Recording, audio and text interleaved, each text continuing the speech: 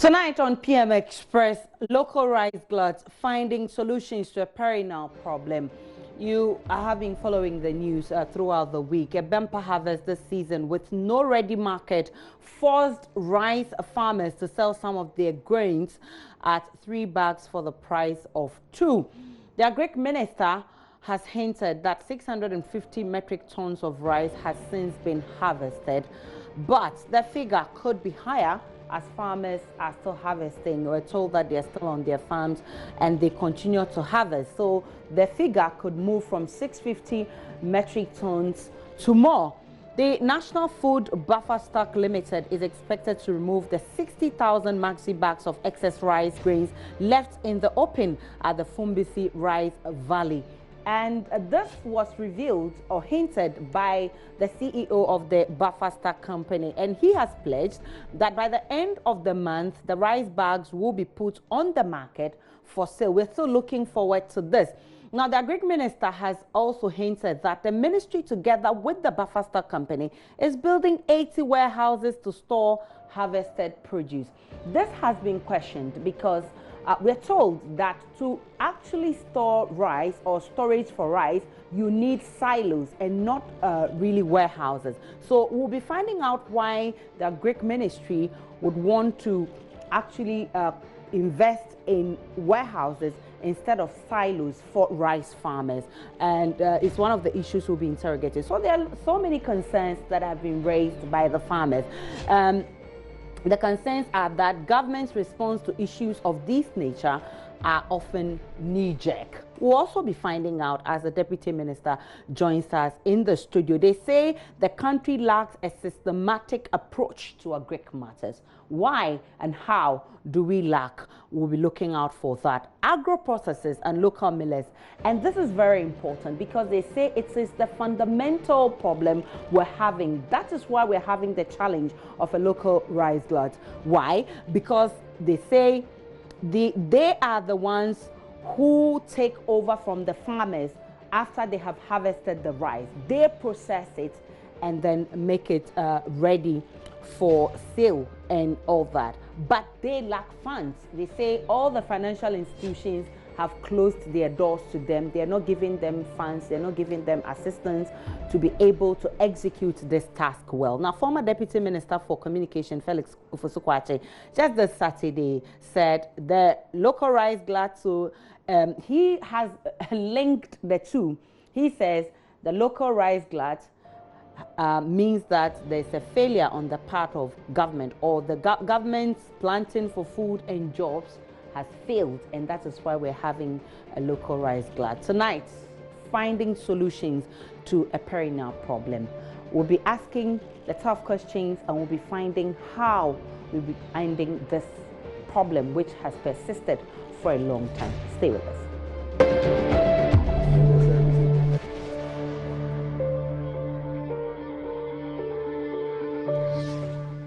We're live on PM Express, and my studio, my guests are seated in the studio. I have with me Kennedy Osenya, who is Deputy Minister of Agric, and Philip Abayori is Executive Secretary or President of the Chamber of Agric Commerce. Charles Nyaba is Programs Officer of the Peasant Farmers Association. He will be joining us via Skype. Good evening, gentlemen. Great to have you. Yes, good evening, Aisha. How are you? And I'm good. I would like to start with Charles Nyaba on Skype because he has a lot to say for the local rice farmers.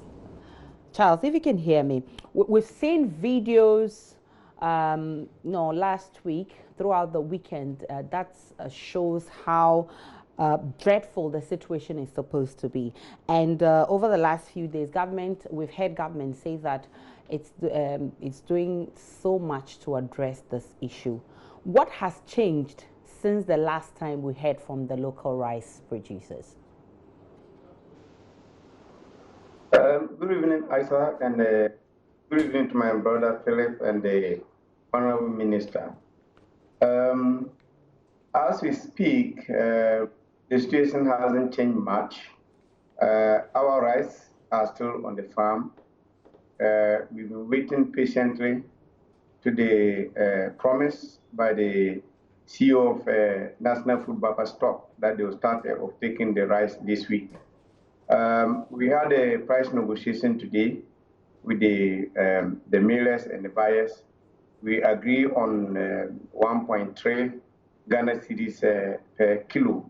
So we are just hoping that they will come to the fields to pick what has already been harvested. But as to the major concern that we are facing now is that those who have not finished harvesting are finding difficulties in even getting combined harvesters to go and harvest.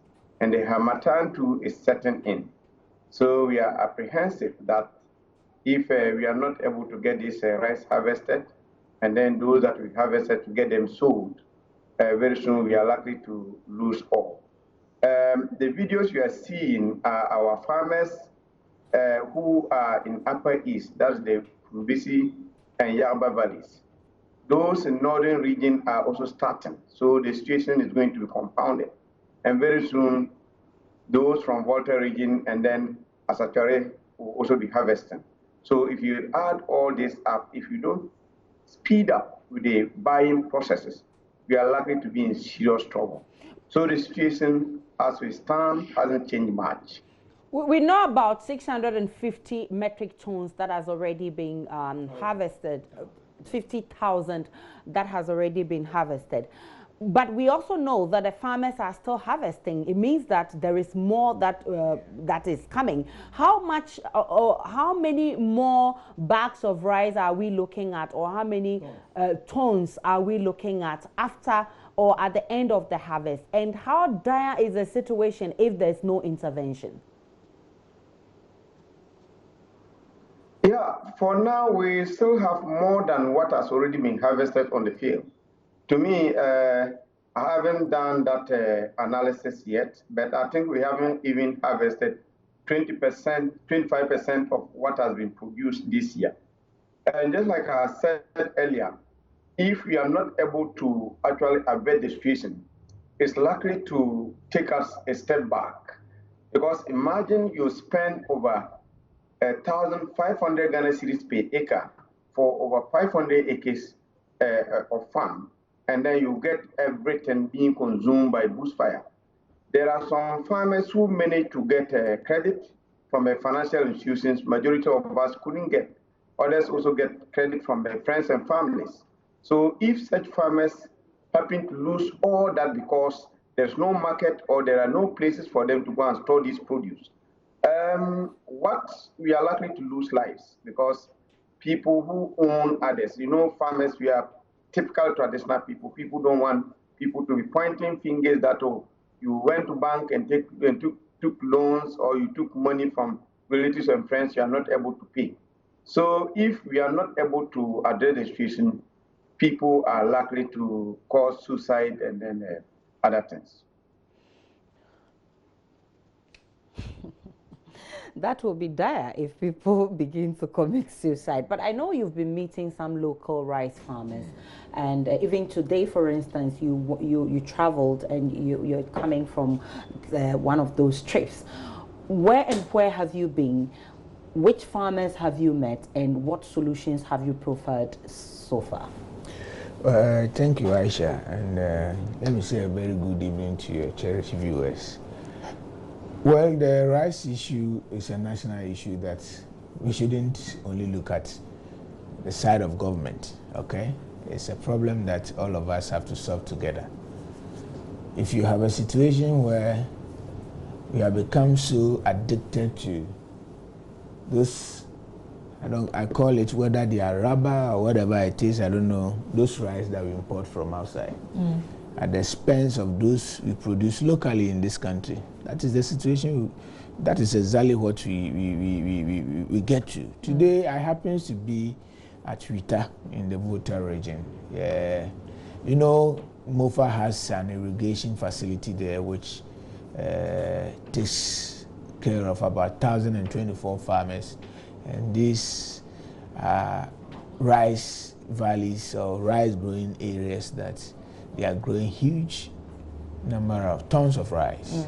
I went there though there were no gluts there, because they are lucky to have an off-taker, Wianco, who is there because Wianco is actively involved in buying whatever produce that they get. So they were not that much affected in the glut situation. I think so. I would say that area is a bit okay. But nationwide, we are just looking at nationwide as to how to solve this kind of problem, especially in the Fumbisi area. This issue has become perennial, and we are trying to resolve it. The ministry have put in a lot of measures to ensure that we are able to resolve it. One of the measures is to how to get even buffer stock to go into mop up most of these excesses in the system, so that we can supply our secondary schools and school feeding caterers. That is where we are starting with. But it is not enough. Because if we are producing each year, 2018, the report shows that we produce paddy rice, about 769,400 metric tons, okay, in this country. And you ask yourself, out of this metric tons that we produce, how many of it were able to mill and get out to the ordinary person to buy? But if you compare it with what we are consuming annually as a people, as a country, then you see that we are not doing well. Currently, we are cultivating on the farm side, on rice alone in this country, about 300,000 hectares. This should be able to give you, if you are looking at the yield rate of maybe 3.5, because most farmers are using the high yielding improved seed. We are talking about almost about 1.50 million metric tons, okay? And if you mill this one, we should be having about 500,000 metric tons of rice. We would have been able to reduce our import by half. But even these ones are in the bush getting rotten. Farmers are not getting people to go and buy. And you ask yourself, why are they not getting people to buy? The processor goes for it, hoping that he will get a market for it. He comes to process it. He's not getting anybody to buy.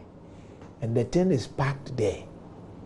So he cannot go ahead and buy it anymore. So the greater responsibility lies on we as a citizenry. If you have a country where about 10 million people each day eat rice, in this country, every day, you can go to household, it has become a staple food. But the bigger responsibility lies on that Greek ministry, because, for instance, recently your minister told us that even people who import rice need permission from that Greek ministry to be able to bring in those products into the country. Why has the ministry allowed that to happen? Why is the ministry not cracking the whip? When you don't have the capacity, what you are producing is not enough to feed your people. Do you want them to starve? But now we have enough, and it's getting... Where is enough? We are consuming about 2018 report shows that we are consuming about 1.135 million metric tons, and it is projected that even this year we will do about 1.17 thousand metric tons in this country. So if you have this, and you are only able to, even the mills that we have is in this country, the capacity is able to process with around 350 to 400,000 metric tons. What happens to the excess, the deficit? It means we have to import. That is why we are putting measures in place, and we have given ourselves that. And what are the measures? And we are saying that with the current production rate and how we are supporting the farmers, bringing in whatever support, giving them the improved seeds, okay? Making sure we make available of combined harvesters. As I speak to you, for the past 3 years, we brought in about 51 tractor-mounted combined harvesters. These ones are not harvesters that the ministry will go and put it somewhere that come and take it. We give it to, we subsidize it to companies or private companies or individuals who have the capacity to buy it, so that they can rent it out to the farmers who cannot afford it. And that is what we are doing. And we also believe that the capacity, the milk capacity that we have, is not enough. Even if we are to even produce, one day we wake up and farmers have produced almost about 1 million metric tons of paddy rice, which when we mill, we should be able to have about 1 million proper long grain or whatever, broken rice or whatever it is. We don't even have the capacity. So government says that, yes, I have a facility with about $30 million facility with Brazilian government. I have 150 million facility with the Indian government, SM government. Why don't we use part of this one to buy milling machines and come, whether we set up milling cottages at strategic point where they grow this rice, or we subsidize it and give it to private people to run it so that we can get farmers to send their rice there and mill it. Those who don't want to sell their paddy rice immediately can mill it. Is this something government has done, or we have done? It's not. We have done. We've done everything. First batch of the equipment for the Brazilians should be in this country by half of next year. Okay. But so they are not in yet. We are not in yet because we recently approved the facility, and you know, proving facility is not straightforward. You have to go through so many processes, and we are expecting that the Indian one should be in by third quarter of 2020. All this equipment are coming in, but before this equipment come in, ministers sat down with these importers and exporters in this country and said, you know what, we have a lot of paddy rice to mill in this country. We have not been able to absorb or mop up everything that these farmers are producing. Meanwhile, we spend a lot of money, almost about 350 billion dollars in importing rice into this country. Such a huge money. Every day we are crying, we want money to construct road, we want money to complete abandoned hospital and school. How do you want to do it when we change all this money to go and buy rice? Meanwhile, we have put that blame at the doorstep of the Ministry of Agriculture, because if you know how much the country can produce, and you know how much more we need or where we are lacking, you can control the system so that we can have a balance. Nigerian government decided to do it, whereby he decided to ban rice importation completely some years back, and I can tell you the ripple effect that had on the economy. You see, when you are not prepared, you have not positioned yourself to be self-sufficient. You cannot just ban when you are not self-sufficient. Not ban, but partially you can. So that is what we are doing. You say partially, how do we do it? Let us, even government should come in and buy most of this rice to feed our secondary schools and even to feed our kids in the school feeding program. So that is what we are doing. Government cannot absorb every rice that is produced in this country. If you have, what happens to those 10 million people who are consuming rice every day? Do you know the quantity or the amount of bags that translate into? These people can also consume it. It's produced locally. Government might even end up not even buying much of this rice if we start consuming it as our people. So that is where we need to focus for. Government will do its part. The farmer is producing.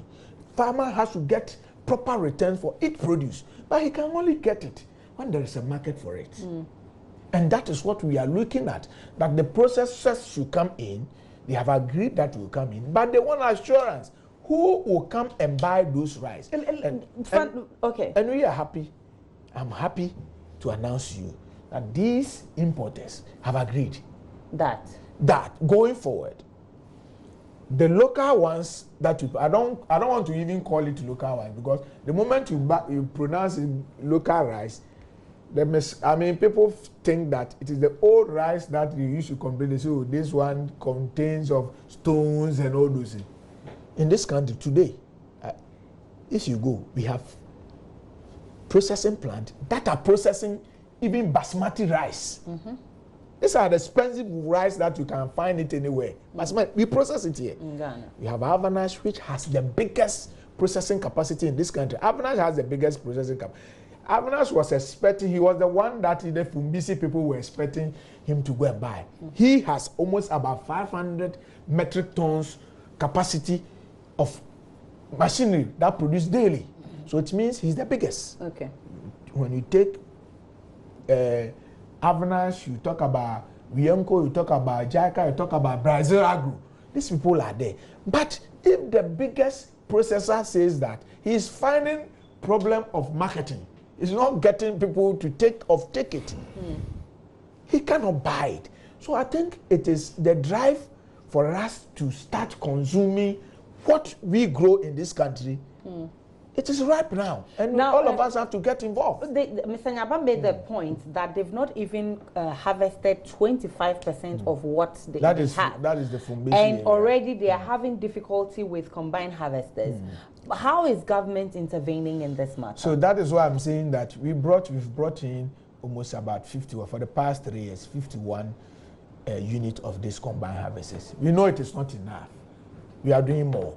Government says that to get it to the farmer, because individuals, government bring these combined harvesters, those to-do people will definitely come and buy it. They may want to go and rent it. Government says that, okay, how do we get the ordinary person, make it more affordable to the person? Why don't you strengthen this AMSEC, the agric mechanization centers? Though government is not going to run it, it will be run by private entities, but at a reduced and subsidized rate. So government is looking at bringing in more of these combined harvesters. Okay? When?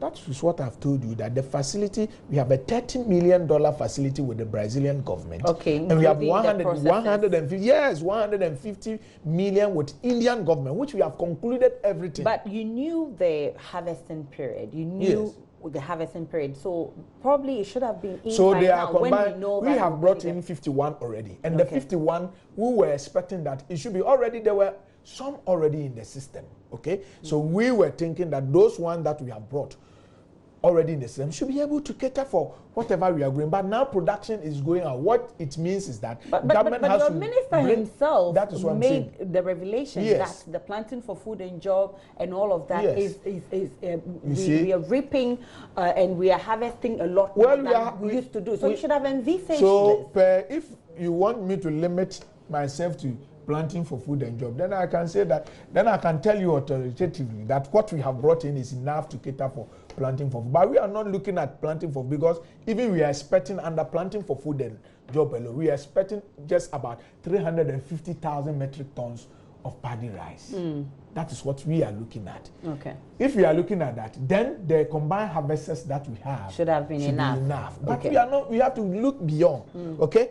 There are private people who are not part of the planting for food and job. They are producing. They need combined harvesting. Okay. How do we get it to them to do it? And farmers cannot. So we have been encouraging farmers that form cooperatives, because if government brings the combined harvester, one farmer cannot buy it alone, because these are smallholder farmers, so they have to put themselves together. So when government brings a combined harvester, and we have about 100 farmers or 150 farmers who can purchase this combined harvester on less than agreed a subsidized fee on an installment basis. So they have the combined harvester. They can't come to government all the time that we need combined harvester to, because government cannot continually be providing combined every time farmer want to go and harvest. It doesn't happen anywhere.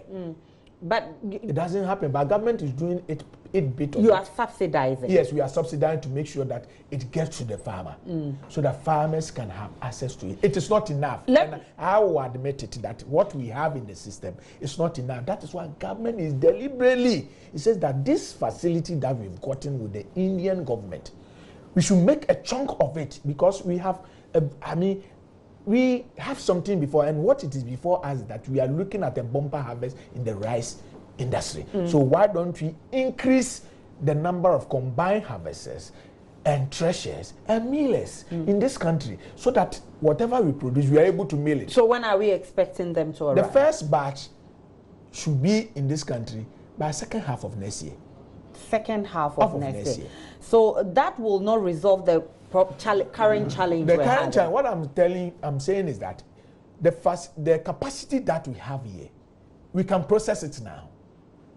We have almost about 400 metric tons capacity,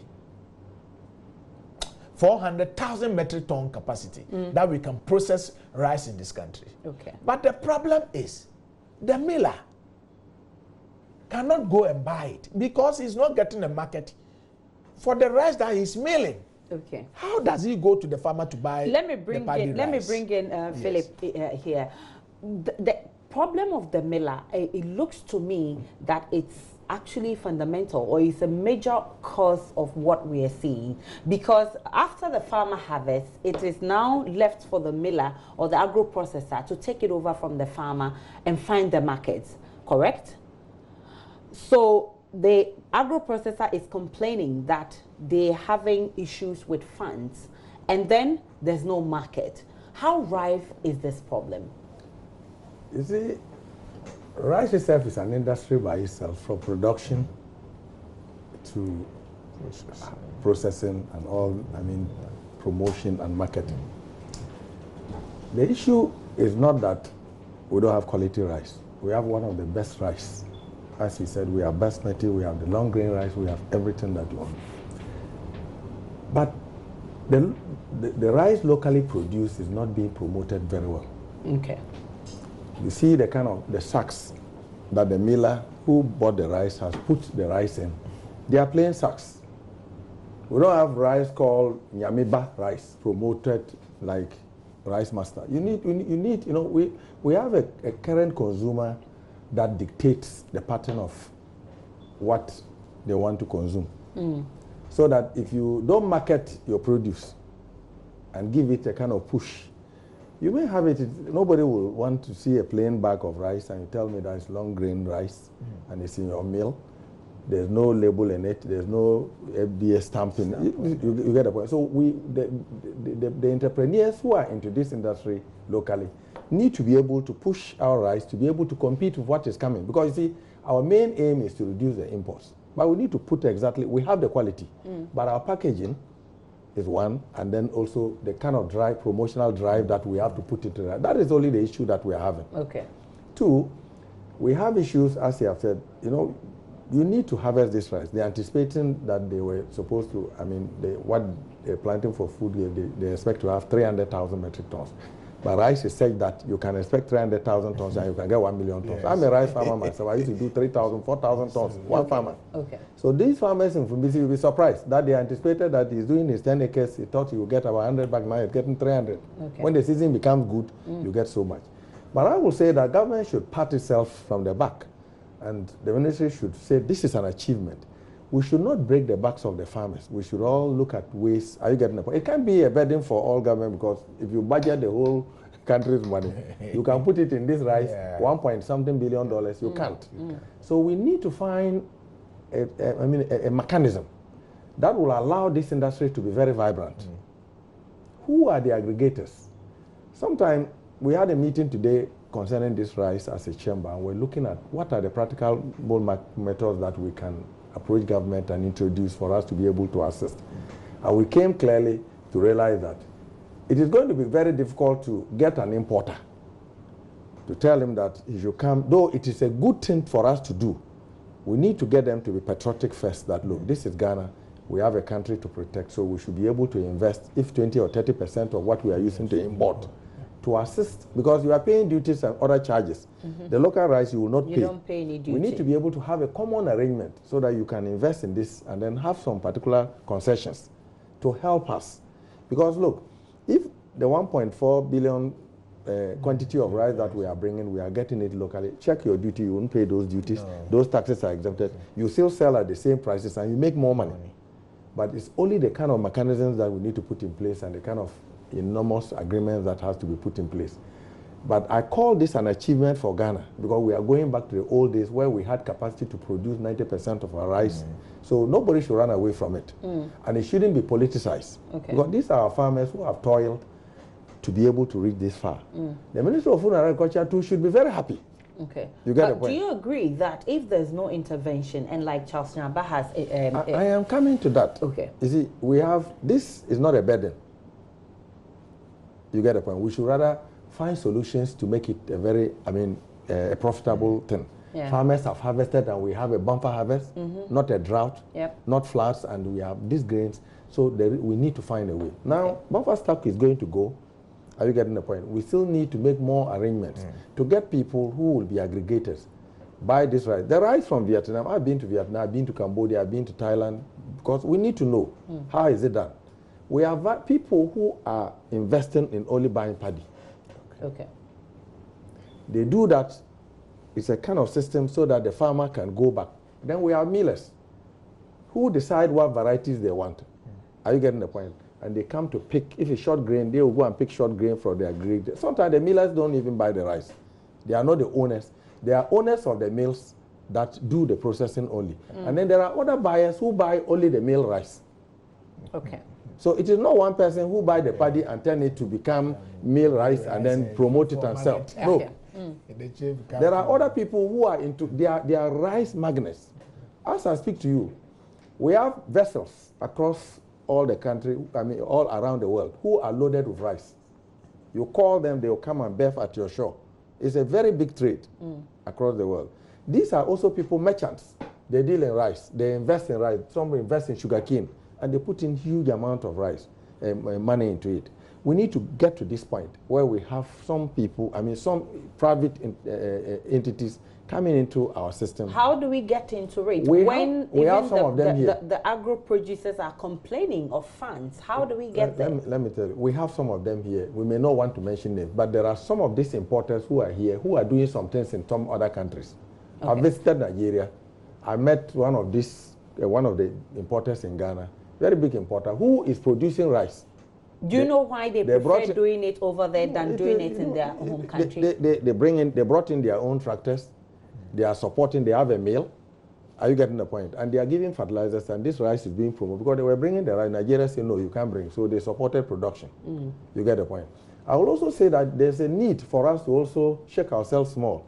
Now, we may not have 100% capacity to produce the 1.4, but we are doing 300,000. Can we limit the 300,000 and say we can't bring more than that? You know, what we can do, it may bring some discomfort, but that will also bring interest for people to know that, look, we have a country, we cannot continue to push our dollars, but we don't also want to break down our companies who are doing business. But we must also share all burdens to ensure that this industry will grow. So I think that currently we need to work together. We need to find a common ground, because as he said, 25% is being harvested. We are expecting 75%. And as I'm saying, the Ministry of Food and Agriculture and government should be very happy that they have started bringing back, this rice industry back to its footing.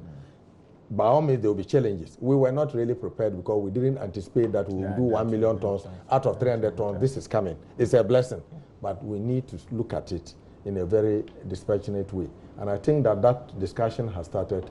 I think the ministry is engaging the importers. Buffer stock is coming in, but we still need to push and then look at all this. I'm aware of this 150 million thing that finance from India that is coming. They know the processes, and it's a very welcoming thing because will it resolve our problems? It will reduce some of these burdens significantly because a lot of equipment will come.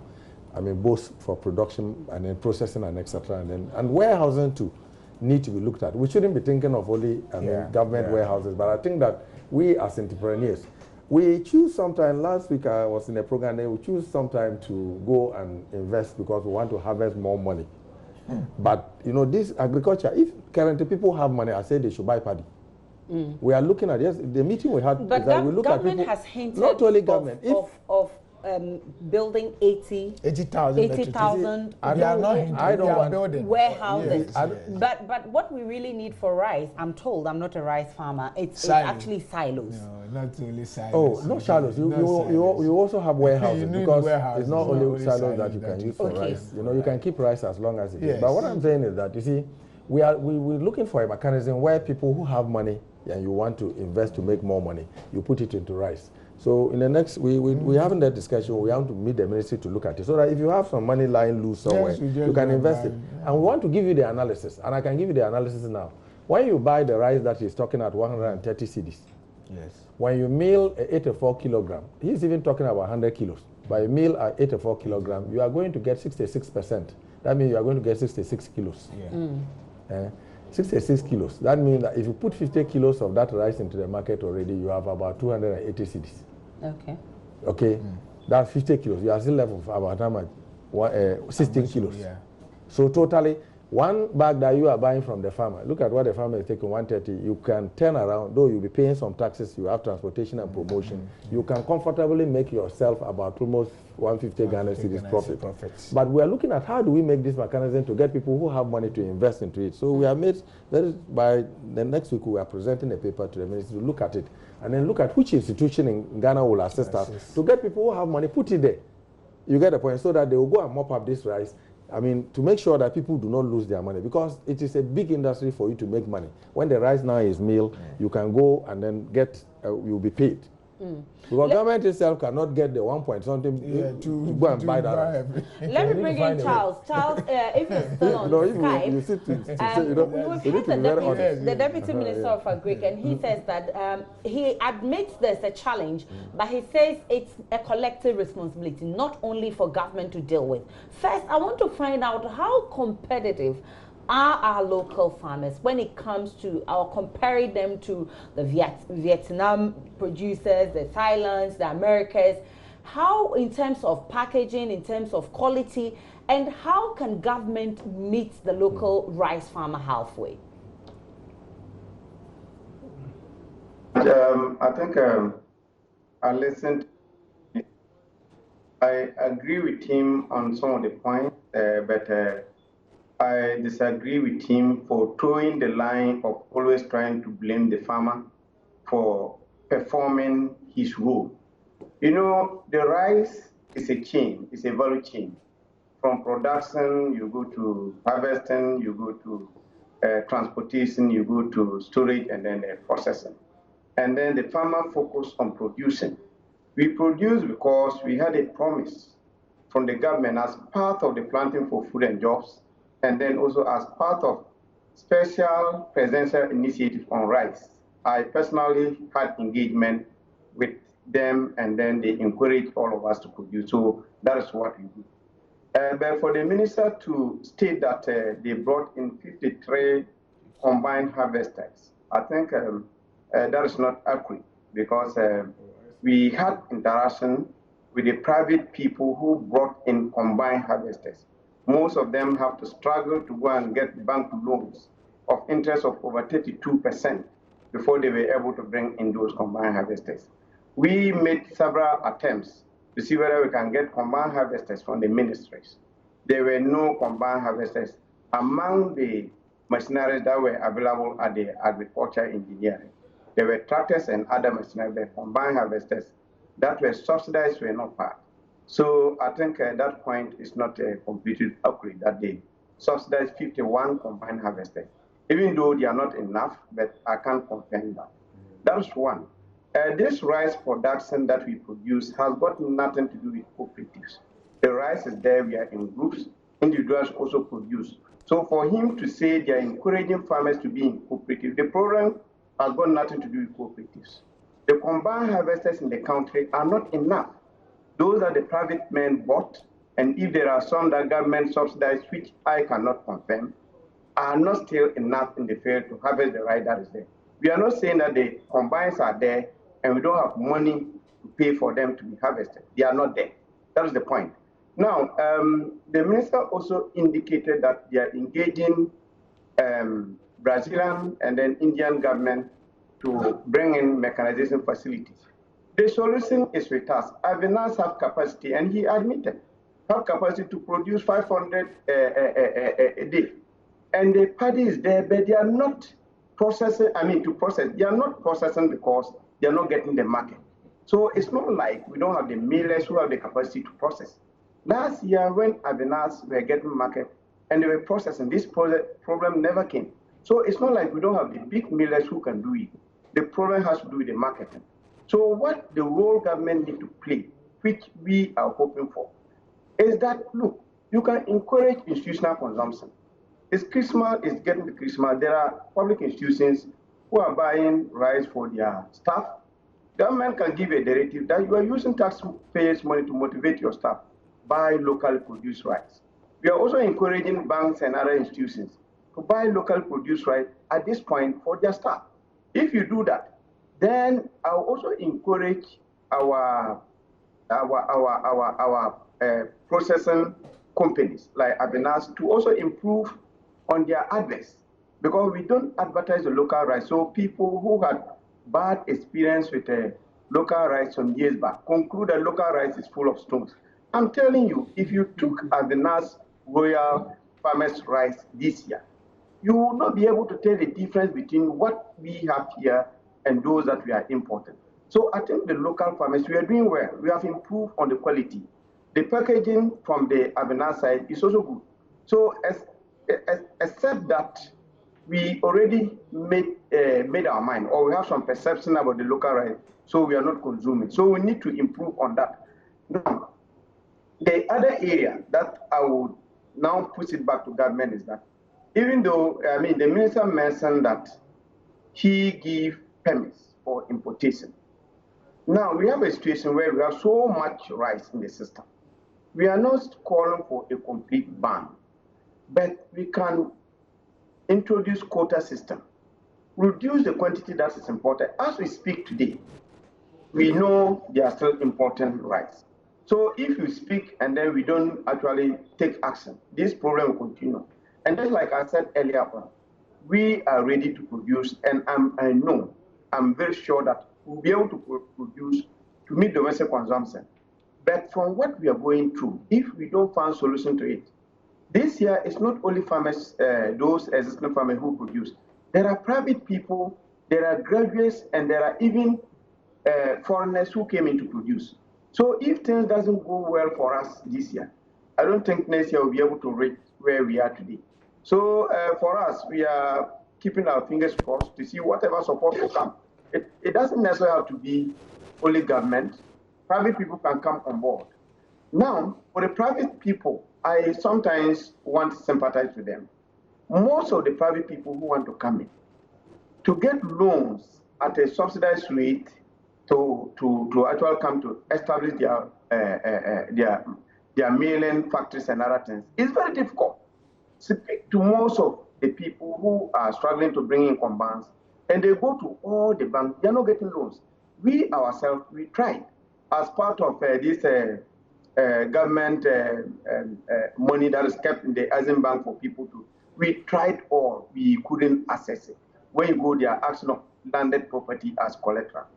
How many of us are able to provide that?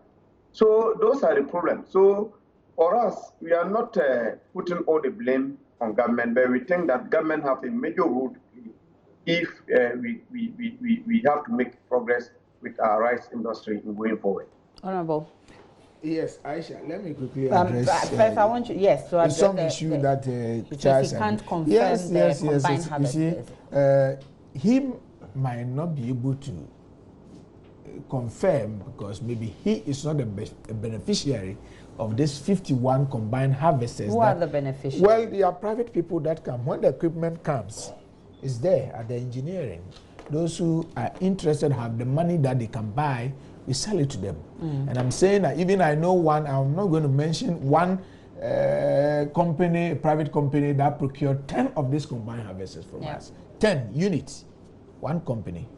So he might not have any idea about how many that we have brought, but I'm giving him the statistics. I'm giving him the information that this, for the past 3 years that we have been in government, we have been able to bring 51. But I've admitted that the 51 even is not enough. Yes. But what you are doing, 51 is not enough, which I've admitted. You should also understand, I'm rather on the side of the farmer. Because the farmer who is producing should get, I mean, returns for whatever he's producing. Yeah. And we are all forcing that the farmer, once he's producing, get an off-taker. Somebody should come and buy it. But somebody can only come and buy it when the person who is buying knows that he has market. The market issues are in threefold. We are looking at, they said they are not promoting, okay? And then this kind of, I mean, negative or whatever it is, misconception. I mean, and one thing he suggested is that government can do a lot. For instance, by asking all the government institutions. Well, government have shown the way. That is why I'm saying that government have shown the way. He said, you know what? Under the free feeding under the secondary school, we have about 600 plus secondary schools, public secondary schools in this country. We are talking about 1.2 million school population. It's not only, or even And I'm only saying the that schools, ministries, departments, agencies. So these are areas, people or institutions that consume, eat food every day. Ministries, how many times? If it's not Christmas that they are going to buy rice, how many times? So this Christmas, do you have any package for the rice or local rice farmers? For instance, okay, I used to give rice to the needy in my constituency. Today I spoke to the one who have been supplying me with rice. I told him I don't want any foreign rice. I don't want to see any foreign package in the rice that I think one of the things the local rice farmer will be happy to hear is if, for instance, the ministry gives a directive, of a directive comes from above and says, all the ministries, all your hampers, whatever you're going to be giving out this Christmas, make sure it is locally produced rice. The ministry can do, the government can give directives, okay, but that will not even be enough. There will still be enough rice in the system. But it will reduce the problem. See, I don't want the situation where we, the citizens, want to take ourselves out and say that, oh, government, go for it. Go. And I like what you say, but how many people or government, in terms of even the budgetary allocation, can government budgets absorb everything that is in the system? But he's just admitted that it's not only, they won't put all the blame on government, but government plays a major role. Yeah, that's what I'm saying. The government has started, okay? He might not, all the institutions might have gone for this local rice, but we have started making sure that there are certain key institutions that we are asking them that make sure you get local rice to feed the kids. We are moving a step further. We have been able to bring on board this importers and exporters, and we've asked them, you know what, there's a problem at hand. We know you are in for business, you are in for profit, but we can make profit here in Ghana without looking at. Yesterday I was challenging somebody. You need, sometimes they pass on this, some kind of they misinform the public that foreign rice are even cheaper than the one that we. It is completely lie. It's a blatant lie. I have gone to the market to collect prices from the foreign ones. Okay, I don't want to mention names of brands, but I've gone to Avnash and Wienko to collect their prices for Champion, from Copa, for Royal Farmer Executive, and all those. I've gone to compare the prices, and I've seen that even the one that we put are very cheap. They are cheap. So why are we not patronizing it? Whose job is it to, Sabari, whose job is it to ensure that there's local consumption of what we produce? You see, rice is rice.